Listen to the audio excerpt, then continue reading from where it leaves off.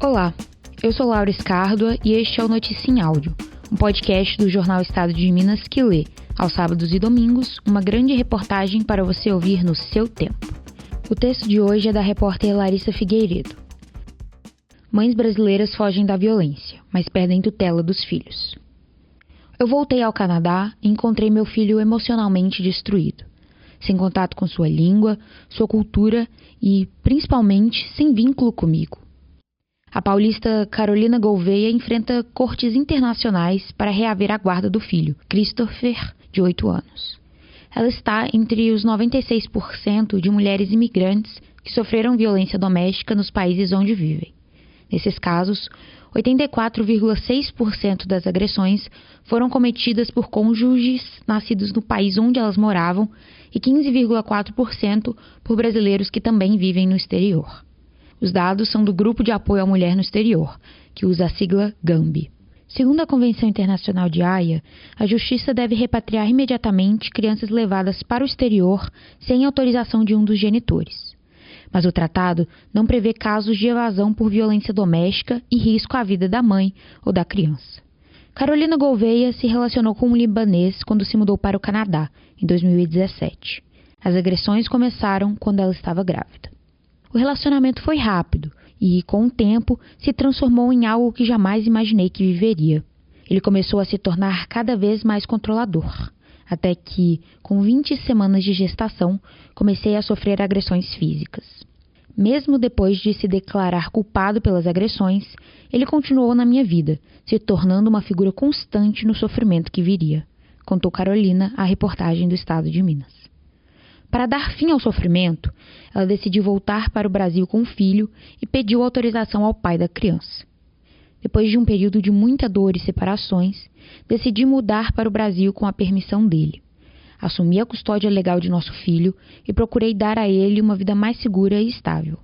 Porém, o pai entrou com um pedido baseado no Tratado de Haia, exigindo o retorno de Christopher ao Canadá. Essa foi a primeira vez que ele mudou de postura, invertendo completamente sua posição anterior, quando havia me dado permissão para ir embora, conta a brasileira. Em fevereiro de 2023, uma decisão judicial me tirou a custódia de Christopher, ignorando evidências claras de alienação parental e manipulação. Eu me mudei para Kimberley, na Colômbia Britânica, em maio de 2023, para tentar estar mais perto do meu filho, mas as batalhas continuaram. Em agosto de 2023, George levou Christopher para o Líbano sem minha autorização ou ordem judicial, relatou. A dor de Carolina se intensificou. O filho já não a chamava mais de mãe e apresentava sinais de violência física e psicológica. Durante as visitas em Ottawa, em outubro de 2024 e janeiro de 2025, percebi sinais de que ele estava emocionalmente abalado e até exposto a possíveis abusos. Ele me chamava de Carol e fazia declarações muito perturbadoras sobre as punições que estava sofrendo. Quando eu estava em Ottawa, em janeiro de 2025, o pai dele ainda consumiu álcool em excesso, pressionou-me a fazer o mesmo e tentou me forçar a ter contato físico contra a minha vontade, afirmou. A brasileira relatou que a justiça canadense ignorou os indícios de violência do pai de Christopher, incluindo os relatos da madrasta da criança, que confirmou os abusos do ex-companheiro de Carolina contra o filho. Ela relata que pediu audiência e aguarda um posicionamento da corte canadense. A justiça falhou comigo. O sistema falhou. A Convenção de Haia, que deveria proteger as crianças, está sendo usada por homens como arma contra nós, permitindo que continuem a nos prejudicar, disse. A brasileira Neide da Silva desafia a Convenção de Haia para retomar a convivência com a filha, Moara, de 15 anos, que vive na Suíça com o pai e a madrasta.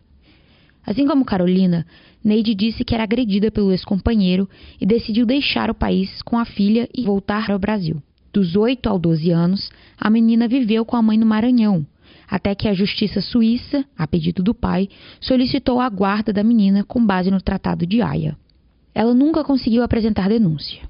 O pai fez tudo sem o conhecimento dela. Fez denúncias invertendo a situação, tentou prender ou internar a Neide numa clínica psiquiátrica. O genitor e agressor nunca sofreu punição. Pelo contrário, é protegido pelas autoridades. Agressor não só da Neide, mas também da Moara, contou o atual companheiro de Neide, Mário Valentino, que está tentando se mudar para a Suíça para apoiá-la. Neide foi condenada a 34 meses de prisão na Suíça, sob a acusação de sequestrar Moara. Durante o primeiro ano, ela conseguiu visitas supervisionadas à filha a cada 15 dias, mas, há 11 meses, após decisão judicial favorável ao pai, as visitas foram suspensas. No mês passado, Neide voltou a fazer visitas supervisionadas. Moara foi repatriada por uma decisão de primeira instância, onde um auxílio psicológico robusto e o Ministério Público Federal enquadraram o caso nas exceções da Convenção de Haia.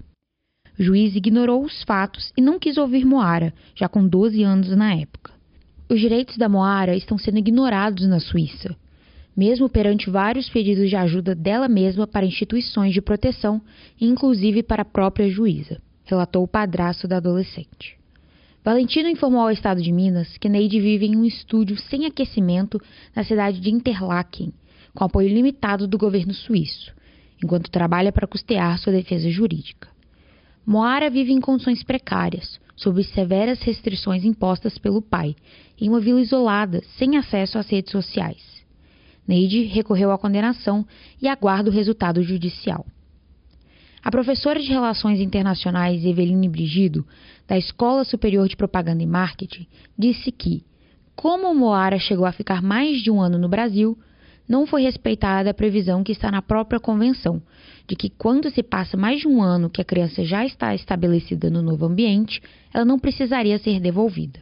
Eveline ainda detalhou que o tratado internacional, com 103 países signatários, incluindo o Brasil, foi elaborado em outro contexto. Quando a maioria dos casos de sequestro internacional de crianças acontecia por parte do pai, era muito difícil reaver a guarda dessas crianças. Hoje, a maioria dos casos acontece por mães que fogem da violência doméstica com seus filhos, explicou a professora. Uma ação direta de inconstitucionalidade, que tramita no Supremo Tribunal Federal, questiona regras da Convenção de Haia sobre o sequestro internacional de crianças. O texto foi protocolado em 2009 e, de acordo com a última movimentação que consta nos dados abertos da Corte Brasileira, foi excluído do calendário de julgamento em maio de 2024. Em fevereiro deste ano, no entanto, a ação foi a julgamento no STF. A sessão foi suspensa para avaliação das sustentações orais e será retomada em data ainda a ser definida. A íntegra desta reportagem foi publicada no jornal Estado de Minas em 17 de março de 2025. Acompanhe as notícias mais importantes para seu dia a dia em nosso site, em.com.br, e siga a gente no WhatsApp para atualizações urgentes. Até a próxima notícia em áudio.